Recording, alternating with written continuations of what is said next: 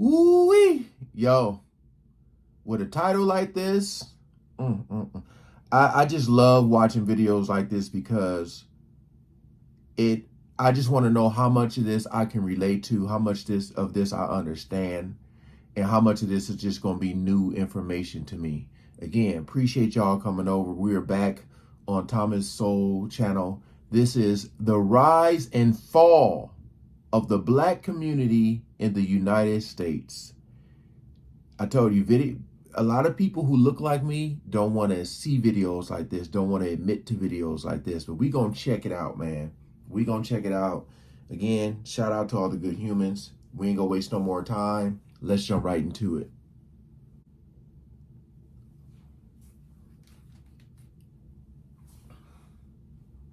As of the early 19th century, residential segregation was just one of a number of restrictions placed on free blacks in both the North and the South. However, by the last decade of the 19th century, such residential restrictions had eroded in northern cities to the point where W.E.B. Du Bois could write in the 1890s of a growing liberal spirit toward the Negro in Philadelphia, in which the community was disposed to throw off the trammels, brush away petty hindrances, and to soften the harshness of race prejudice, leading, among other things, to blacks being able to live in white neighborhoods. Nor was Philadelphia unique. There were similar developments in New York, Detroit, Washington, and other northern cities. Census data show a lower rate of urban residential segregation of blacks nationwide in 1890 through 1910 than in later decades of the 20th century, and even as late as the 2010 census. Other restrictions had eroded as well. In Detroit, blacks who had been denied the vote in 1850 were voting in the 1880s, and in the 1890s, blacks were being elected to public office by a predominantly white electorate in Michigan. The black upper class in Detroit at that time had regular social interactions with whites, and their children attended high schools and colleges with whites. In Illinois during the same era, legal restrictions on access to public accommodations for blacks were removed from the law, even though there were not enough black voters at the time to influence public policy, so that this represented changes in white public opinion.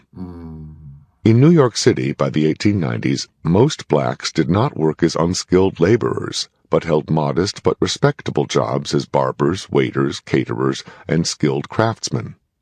Distinguished historian Oscar Handlin characterized blacks in New York at that time as being better off than the mass of recent white immigrants.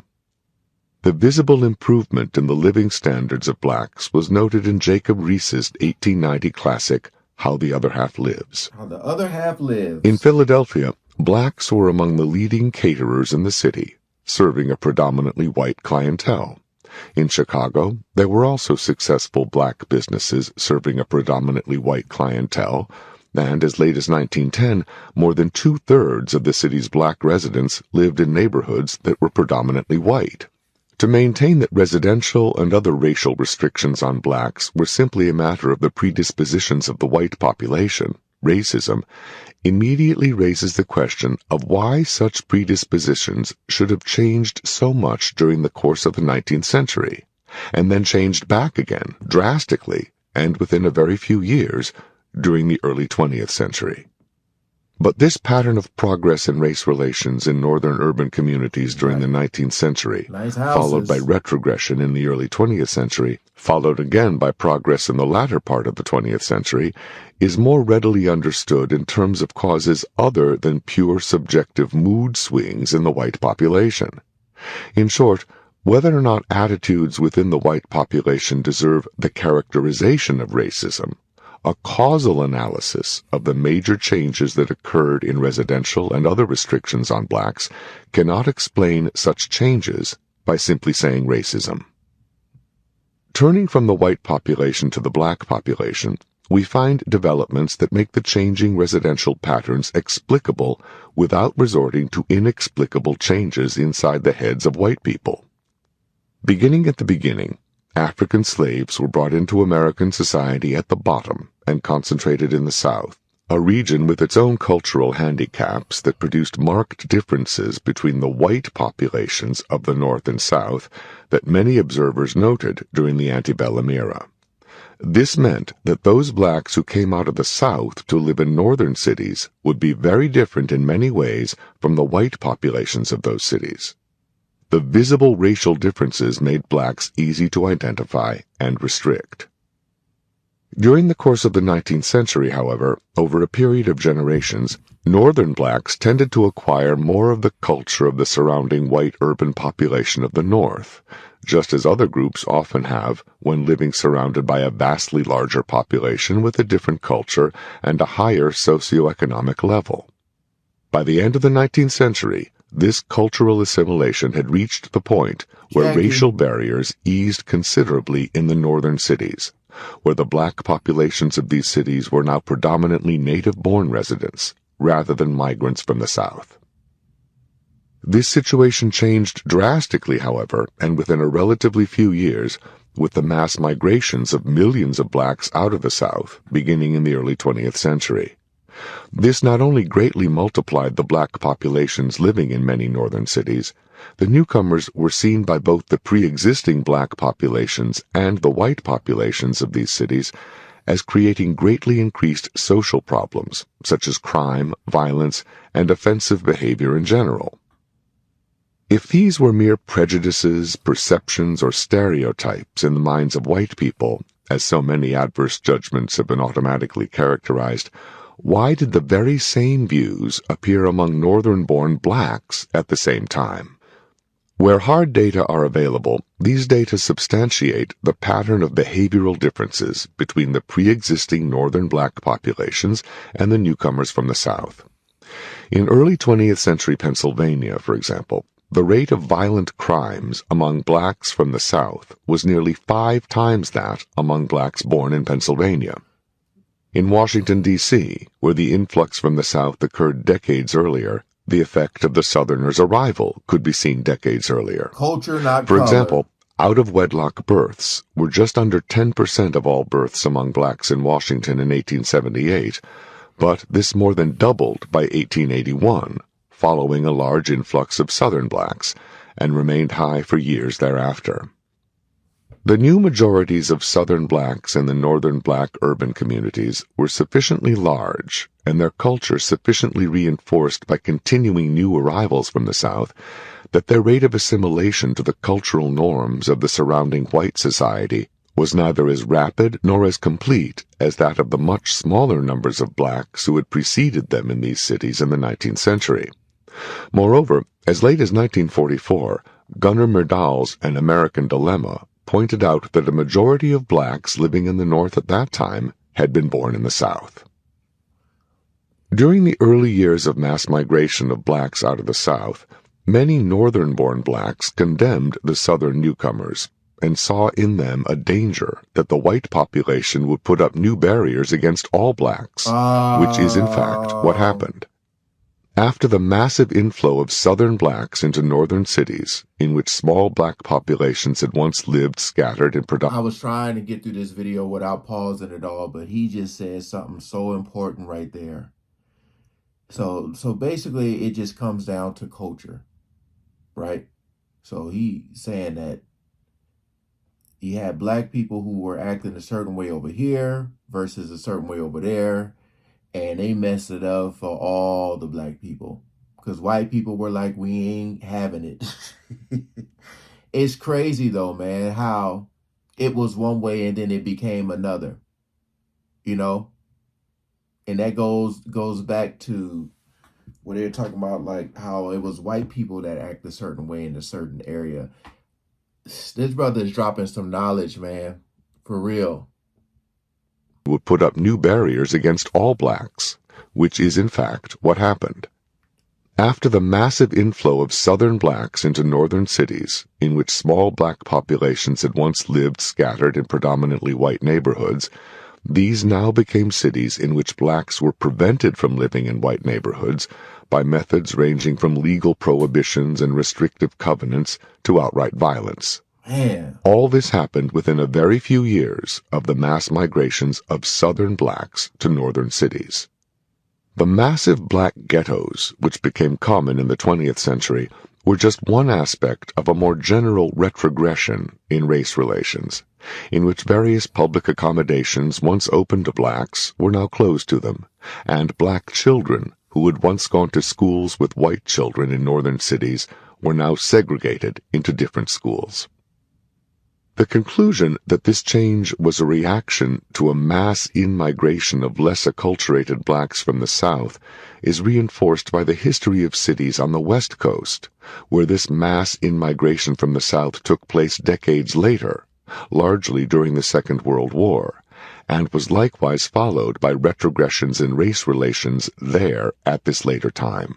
A similar pattern had already unfolded among Jews in the United States in the late 19th century, when the highly acculturated German Jews lost much of the social acceptance which they had already achieved after larger masses of much less acculturated Jews from Eastern Europe arrived, followed by new barriers against Jews in general. To say that this retrogression was caused by antisemitism would likewise be to transform a characterization into a causal explanation, implicitly treating those adversely affected as abstract people whose problems originated solely in other people's minds. Whether among blacks, Jews, or others, leaders within these groups themselves saw behavioral problems among some of their own people as creating backlashes in the larger society around them, from which the entire group suffered. As a result, organized social uplift groups, both secular and religious, arose within the black community, the Jewish community, as well as within other communities, aimed at changing the behavior of members of their own respective groups in order to facilitate the advancement of these groups as a whole. Among Jews, during the era of mass immigration from Eastern Europe, the already acculturated German Jews living in America took the lead in seeking to acculturate the Jewish newcomers from Eastern Europe. A German Jewish publication of that era described the Eastern European Jews as slovenly in dress, loud in manners, and vulgar in discourse. As a leading study of American Jews noted, the Germans found it hard to understand what could better serve their ill-mannered cousins than rapid lessons in civics, English, and the uses of soap. Such problems were not peculiar to Jews, but were common among the Irish immigrants before them and to blacks after them. During the mass migrations of blacks out of the South during the early 20th century, both the Chicago Defender, a black newspaper, and the Urban League offered such published advice as, "Don't use vile language in public places. Don't throw garbage in the backyard or alley, or keep dirty front yards. Do not carry on loud conversations in streetcars and public places." Although these efforts produced positive results over the years, whether among blacks, Jews, or others, that whole approach was antithetical to a new social philosophy that emerged in the late 20th century: multiculturalism. I mean, I've seen a video kind of similar to what he's talking about here that he before. It's just my whole thing is this. We got to hold ourselves accountable. We got to start pointing fingers and saying this is because of this, it's because of that. You got to ask yourself, are you doing what you should be doing to succeed in life? A lot of people aren't. Now look, again, you got to be real with yourself. It's almost like the whole thing, like somebody go and shoot up people, and then you look on the internet, and the first thing you see is free my blank such and such. After he done shot and killed somebody, they're yelling out free such and such. Like, let him out of jail. Like what the hell is that about? So it's okay for this dude to just kill someone and y'all out there yelling free such and such. That's one of my number one pet peeves that I see. I cannot stand that. But let it happen to someone you know, and then all of a sudden they're like, they need to lock him up. It's crazy. That's what I'm talking about, accountability, man. Again, born and raised in the ghetto, pretty much lived there all my life. And as you get older and you get tired of just seeing all the negativity and stuff, man, you just look back and you be like, dang, I'm glad I didn't go down that route. So glad. I mean, the way he's talking about in this video is that you had black people looking at black people like, come on, man, you gonna mess it up for all of us. And they did.